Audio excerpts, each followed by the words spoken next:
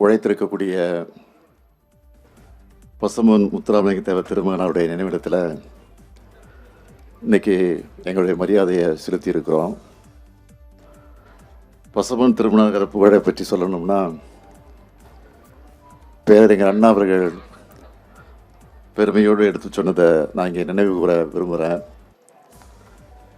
அன்றைய அறம் வளர்த்த பாண்டிய மன்னர்கள் ஒருமித்த இளவல் மாதிரி கம்பீரமாக காட்சியளித்தார் தேவர் திருமகன்னு பேரறிஞர் அண்ணா அவர்கள் பசும்பொன் திருமணரை மனதார பாராட்டியிருக்கிறார். 1963ஆம் ஆண்டு பசும்பொன் அவர்கள் நிறைவேறிய போது பேரறிஞர் அண்ணா அவர்களும் தலைவர் கலைஞர் அவர்களும் அன்றைக்கு கழகத்திலே இருந்த மக்கள் தலைவர் எம்ஜிஆர் அவர்களும் லட்சிய நடிகர் SSR அவர்களும் இந்த பசும்பொண்ணுக்கு வந்து அஞ்சலி செலுத்தியிருக்காங்க. இன்னைக்கு ஏராளமான அரசியல் தலைவர்களும் பொதுமக்களும் வந்து பசும்பொன் திருமணகரின் நினைவை போற்றக்கூடிய இந்த நினைவிடத்தை 1969 பார்வையிட்டு 1974 மணிமண்டபமாக உருவாக்கி கொடுத்தவர் முத்தமிழறிஞர் தலைவர் கலைஞர் அவர்கள். பாம்பன் பாலத்தை கட்டிய நீலகண்டன் அவர்கள்தான் இதையும் கட்டியிருக்கிறார். அதே போல் PK மூக்கியாதேவர் அவர்களுடைய முயற்சியால் அமைக்கப்பட்டு மதுரையில் இன்றைக்கு கம்பீரமாக நின்று கொண்டிருக்கக்கூடிய தேவர் சிலை திறப்பு விழாவுக்கு அன்றைக்கு குடியரசுத் தலைவராக இருந்த VV கிரி அவர்களை அழைத்து கொண்டு வந்து அந்த விழாவிற்கு தலைமை வகித்தவரும் நம்முடைய முத்தமிழறிஞர் தலைவர் கலைஞர் அவர்கள்தான். பசும்பொன் திருமணனுடைய நினைவை போற்றக்கூடிய புகழை சொல்லக்கூடிய வகையில் தலைவர் கலைஞர் அவர்கள் செய்த முன்னெடுப்புகளை தலைப்புச் செய்திகளாக சிலவற்றை மட்டும் நான் இங்கே பெருமையோடு குறிப்பிட விரும்புகிறேன்.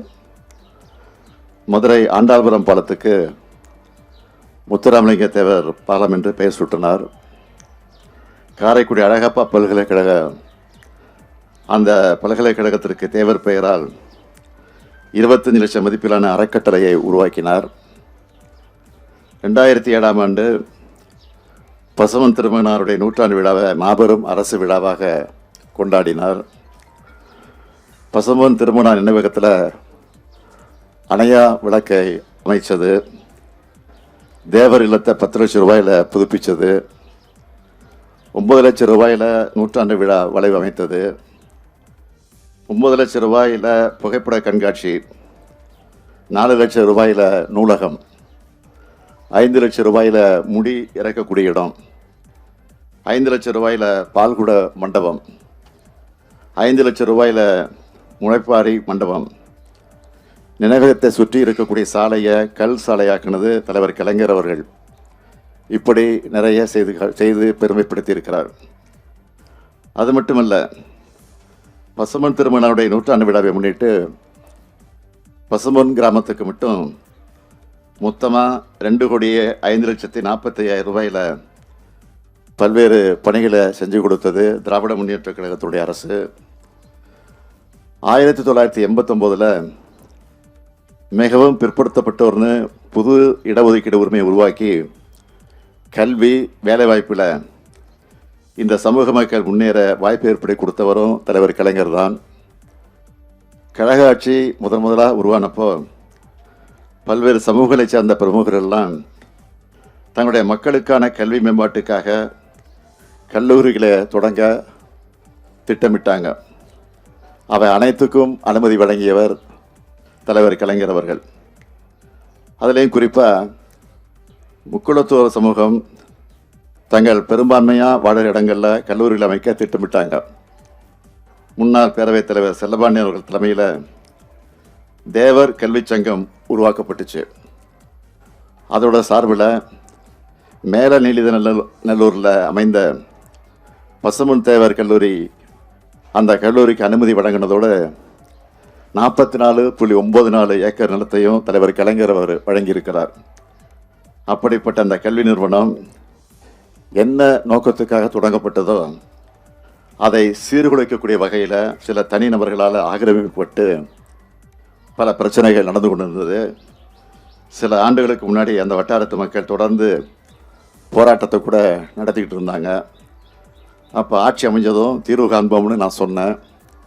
2021 நம்ம திராவிட மாடல் ஆட்சி அமைஞ்சதும் அதை மீட்டிருக்கிறோம். இப்போது அரசு மேற்பார்வையில் அந்த கல்லூரி செயல்பட்டு கொண்டிருக்கிறது. இன்னும் சிறப்பாக நடத்த நிர்வாக ரீதியாக எல்லா உதவிகளையும் நம்முடைய திராவிட மாடல் அரசு நிச்சயமாக உதவி செய்யும் என்ற அந்த நல்ல செய்தியை கூட நான் இங்கே தெரிவிச்சுக்க விரும்புகிறேன்.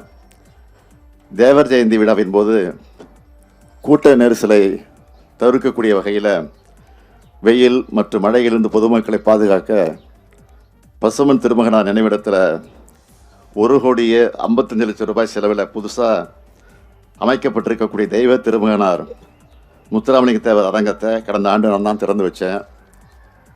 புதுசாக பசுமனில் ஒரு திருமண மண்டபம் அமைக்கணும்னு ஒரு கோரிக்கையை வந்து கொண்டிருக்கிறது.